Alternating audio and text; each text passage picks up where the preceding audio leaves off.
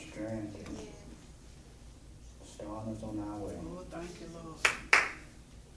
Now, Lord, we ask for your presence to be in these four walls as we prepare to proclaim your word. Ask, Father God, that you allow Harris to sit down once again so that you might stand. Oh, yes.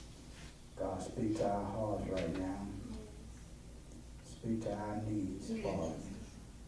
And Lord, if there's anyone in our midst that don't know you, might come running asking, what must I do to be saved? We thank you, dear Heavenly Father, for what you already Oh, done. thank you, Lord. Bless you. Thank you, Father God, for what you're doing right now. Bless you, Lord.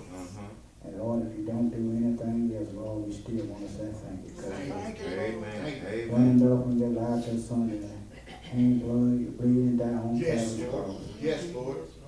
Now, Lord, we just pray now whatever we said to thus far, that your name may receive all the honor, glory, and all the praises. Worthy. These and other blessed we ask in your Son, Jesus' name we pray.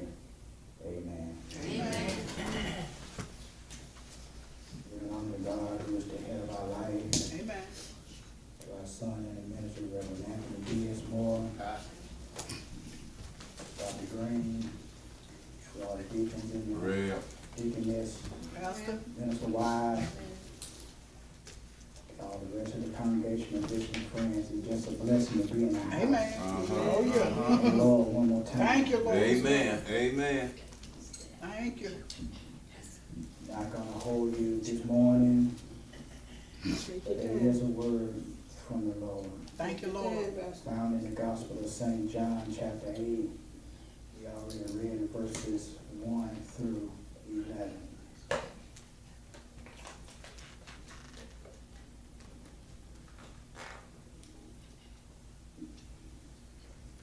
I just want to pick on the verse that we want to target this morning. And that's verse number 11. And it says, she said, no man, Lord. And Jesus said unto her, neither do I condemn thee. Go and sin no more. You may be seated. Amen. All right, Real. Just for a few moments, if you don't mind, I want to talk about mercy from the Master. All right. Mercy from the Master. Even though we are guilty of the crime, God forgives and shows us mercy. Oh, thank you, Lord. What is mercy? Mm-hmm. Mercy is compassion. Yeah.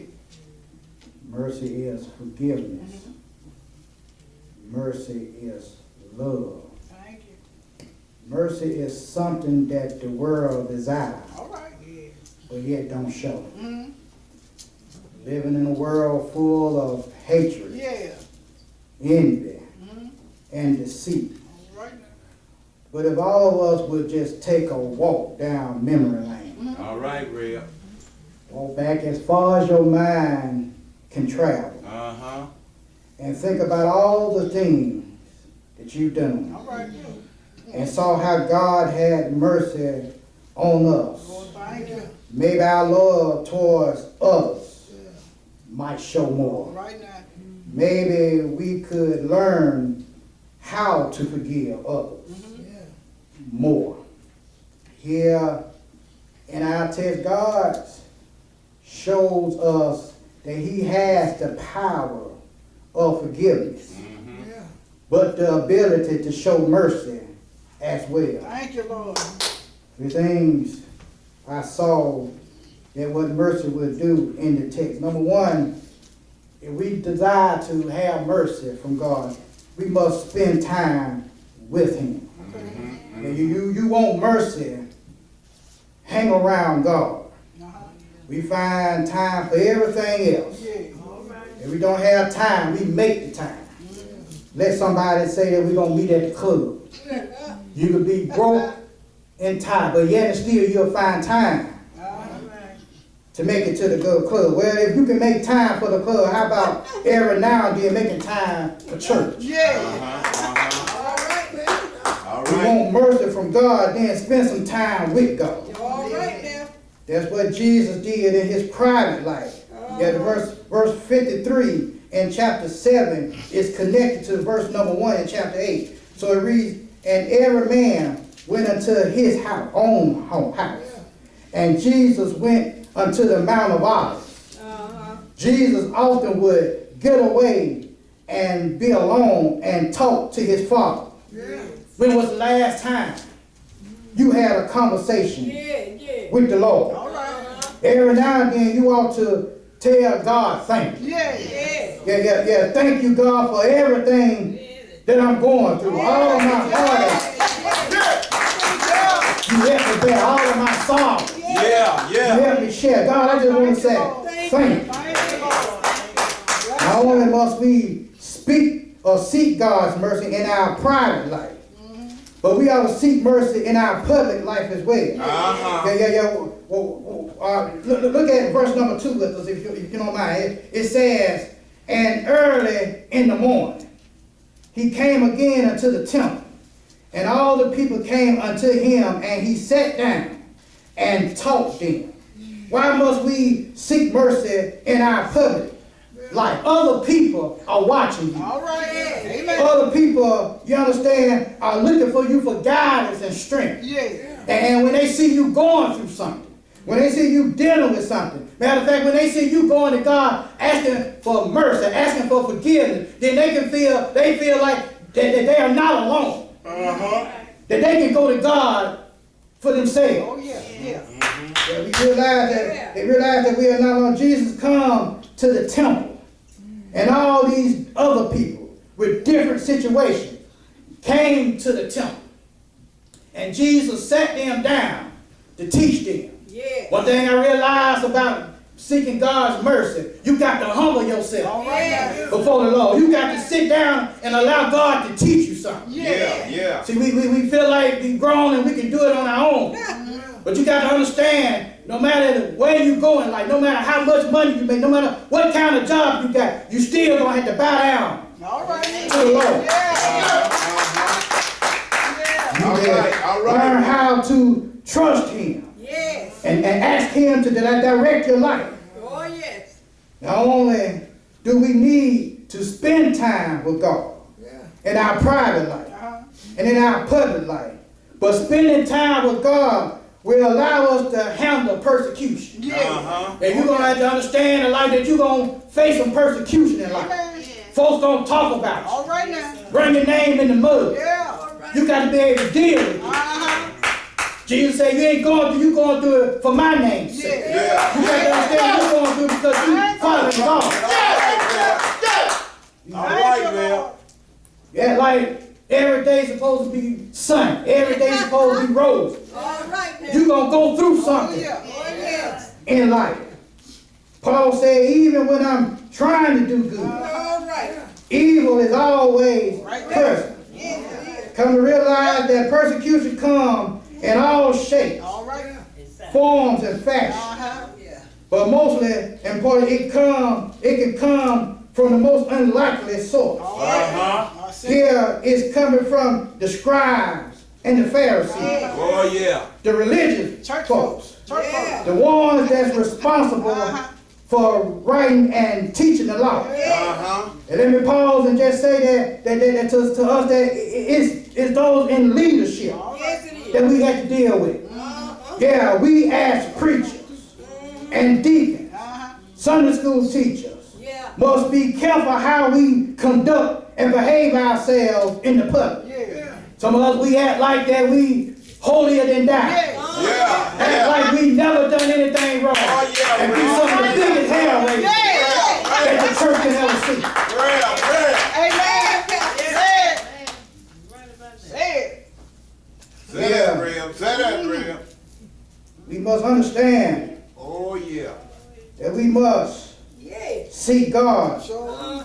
for his mercy Oh, thank you. and establish a relationship with the Lord. All right. These scribes and Pharisees brought mess Yeah. to the church. All right now. Yeah.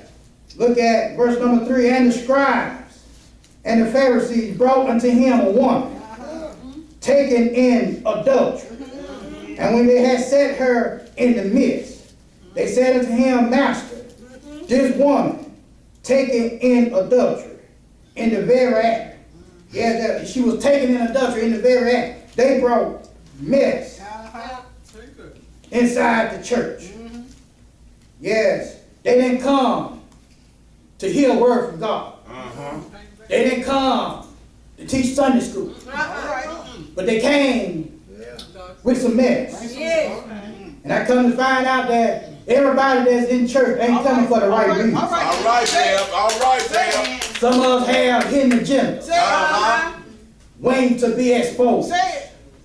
Here you see that they came with some mess. Now the Feast of Tabernacle had just been celebrated. And acts of immorality, you understand, was common. But I have a problem here with the scribes and the Pharisees. Something just don't add up. First of all, in order to be, you understand, in the right place, in the right time, you had to be indulging in the act. Because I see the woman, but I don't see the man. See, I come to find out that we pick and choose who we gonna forgive. We pick and choose who we gonna let go. We pick and choose who we gonna show mercy to. Yes, it takes two to tango. I see the woman, but I don't see the man. Then not only do I have a problem with that, but if you study the law, you'll find out that in the book of Deuteronomy, that it was said that the one that committed adultery, it said the adulteress and the adulteress, that man and woman, should be stoned. Paul, Peter, Moses didn't say they had to be stoned. He said they should die. But see, what the problem is, they wasn't really, you understand, after this woman. It was a hidden agenda. They was after Jesus. See, we got to get rid of this man. This man is messing up church, messing up our money. We got to get rid of him some way, somehow. So what we going to do, we going to say that this woman was caught in the very act of adultery. But I want you to understand that one sin is no greater than the other. Yeah, that's why we want to focus on one sin.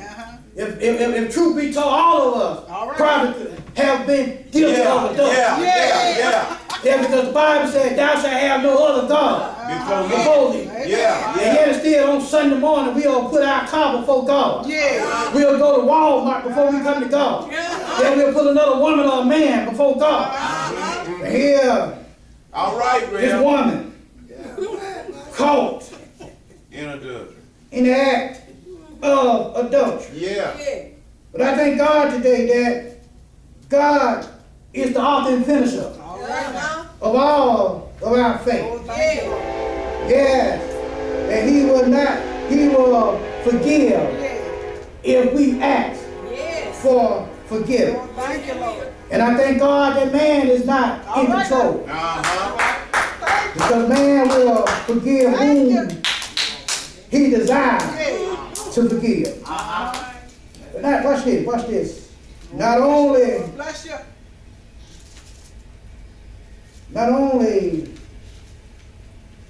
did they bring this woman to Jesus and bring mess to the church, but look farther in the text. Now I told you what the law said. I told you, you understand, they pick and choose who they want to forgive. It said this, they said, tempting him, that they might have to accuse him. But Jesus stood down and with his finger wrote on the ground as though he heard them not. Yeah, they really wasn't concerned about the one. They was worried about trapping Jesus. They was worried, you understand, to try to tempt him. You understand the word parazo? In other words, they was trying to entice him, trying to trick him to sin. Yeah. I want you to understand and know that the devil is out there, trying to trip you up, trying to get you to sin. But you got to stay prayerful and understand that God is a merciful God. And we're going to fall sometime. But know that you can go to God and pray. Thank you, Lord. Said this, they said, in order trying to tempt him. You understand? Jesus, you understand, knew the law. They tried to trip him up with the law. You understand? If Jesus had said, well, she needs to be stoned, then he would have been going against the Roman law. And the Roman law forbids such acts to be taken up. If he had went and said that she should not be stoned, then he would have been going against Moses' law. But you have to understand and be careful when you dig one ditch. I said it before, you might as well dig two. How can you sit up there and try to talk about the law to the one that brought the law, or wrote the law? Yeah, Moses was the law bringer, but Jesus was the law maker. Jesus stooped down and did not give them an answer. I come to realize that every foolish answer, or every foolish question, or every foolish act don't deserve an answer. Amen. You understand? Sometimes you can't entertain foolishness. Can't entertain some of this stuff that the world is trying to present to you. That's our problem now. We try to bring so much of the world inside the church that we never have time for God. But not only do I see that we ought to spend time with God, but if you want to receive mercy, you got to search your heart. You got to search your heart. When was the last time you asked God to just search your heart? Just take a look at my heart. Lord, do it, Lord, do it. And search it. If you find anything that shouldn't be there, God remove it. I believe it was David that said, search me, oh God, and know my heart. All right now. Try me and know my thoughts. And see if there be any wicked way in me. He said, lead me, you understand, to everlasting way. If God was to search our hearts, what would he find? All right now. When I think about all the things that I've said, I think about all the things that I've done. If it had not been for his mercy that pleaded my case to the Father, I would be dead and in hell. We got to be careful and know that if God is a forgiving God, then we ought to learn how to forgive one another. Yes, these scribes was bringing this woman to Jesus, trying to really trip Jesus up. But really, they should have been coming to Jesus for themselves. First thing I saw was the challenge. Yes, Jesus had to challenge them. So when they had continued asking him, he lifted up himself and said unto them, he that is without sin among you, let him cast a stone at her first. Jesus, you understand, had to challenge them. And I believe Jesus, you understand, every now and then had to challenge us. You know, the Bible said, judge unless you want to be judged. I'm paraphrasing it, but in other words, what I'm saying is that if you are going to cast judgment on somebody, understand that the same judgment is going to be cast back on you. What Jesus was saying when he said, he that be without sin, He wasn't pretty much, he was saying he that be without sin, but he was saying he that be without dis-sin. You understand? You brought this woman in adultery. If you ain't got dis-sin, then cast the stone against her. Wait a minute, in order for them to catch her in the very act, they had to been there. I don't see how you can not be there and not participating in the act. Jesus said, if you, he that be without dis-sin, cast the first stone. All right, man. They had them, you understand, their challenge would lead them to their conviction. Look at verse number 9. It said, and they which heard it, being convicted by their own conscience. You understand? Went out one by one, beginning at the eldest, even unto the last. And Jesus was left alone, and the woman standing in the midst. But I come to find out, and it's a sad indictment, it said that it went from the eldest down to the youngest. It looked like some of the old folks should have had enough sense to try to talk to some of the younger folks. But what I realized that a young fool or old fool wasn't nothing but a young fool. And it seemed like they should have been trying to teach somebody something. And here they are, being from the oldest down to the youngest, walked away and left the woman standing in the midst. That's a good thing right there. To know that you got a God that'll fight your battle. And when you fight your battle, I don't care how many enemies might be around, he'll leave you standing all alone. Yeah, all your enemies will fall down one by one. When you got grace and got mercy and got faith in God. But not only did we see that they was challenged and convicted. Told you I would not hold you long. Take your time. Yeah, because we got to understand that they tried to do something that was evil, wicked. Instead of seeking grace, and seeking God's mercy. Instead of saying, Lord, forgive me for the things I've done. They still regularly trying to get rid of Jesus. Not only do we need to spend time with God. Every now and then you got to go in your secret closet and just pour your heart out to the Lord. See, we wait until trouble comes. That's when we want to pray. But you ought to pray when it's good and when it's bad. Because when I realize that when the bad times come, I already sent up a temple. The Lord already know my heart.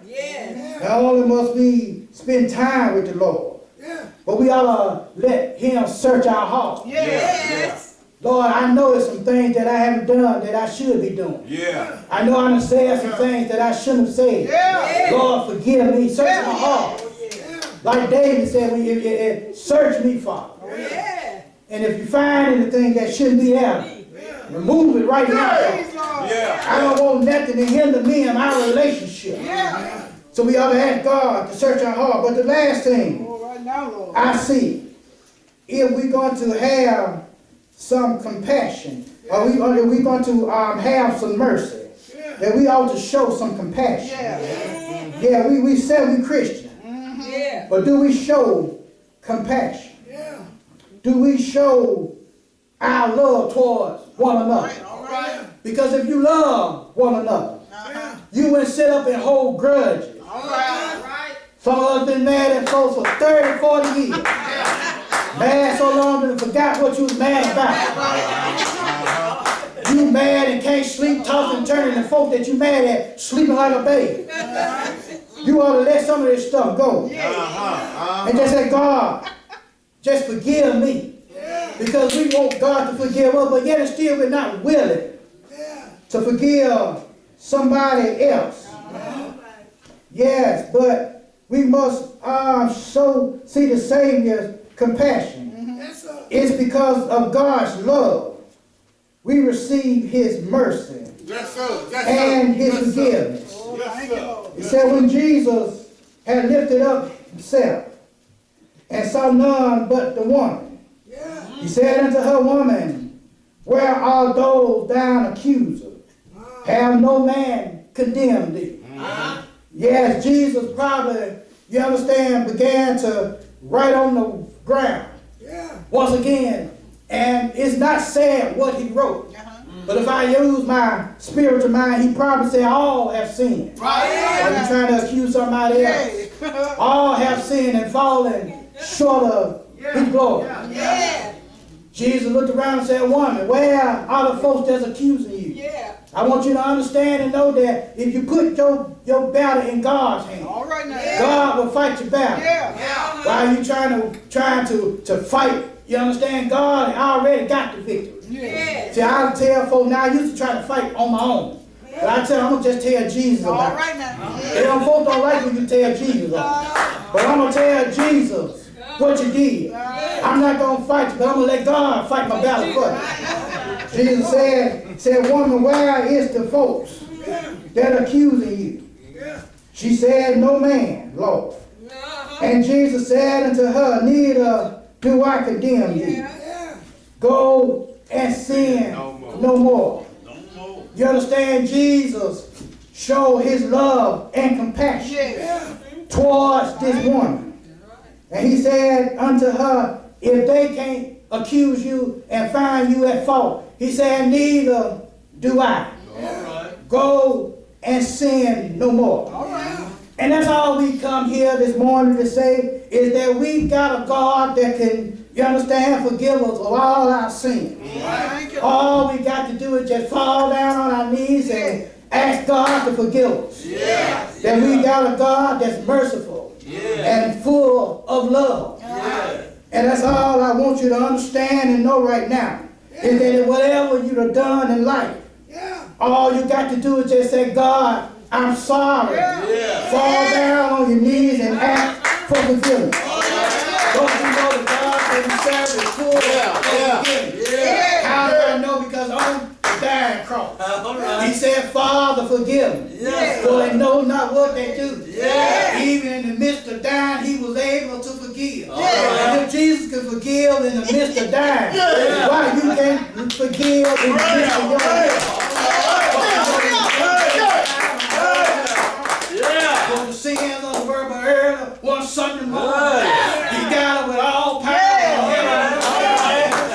Power with love and forgiveness. I understand I might have done you wrong, but I want you to know I forgive you. Because God forgave me. And one of these old days, he's going to call my name. He don't have to say Harris. He don't have to say preacher. Just say servant, well done. Come on,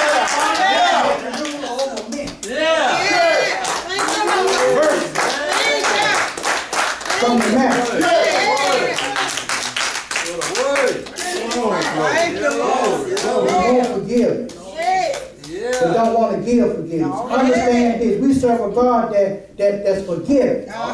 No matter what you've done, there's some people out there that don't know that God is a forgiving God. No matter what you've done, no matter what you are doing, God is able to forgive you. You need to tell somebody, I don't care if you're a homosexual or a drunk. God is a forgiving God.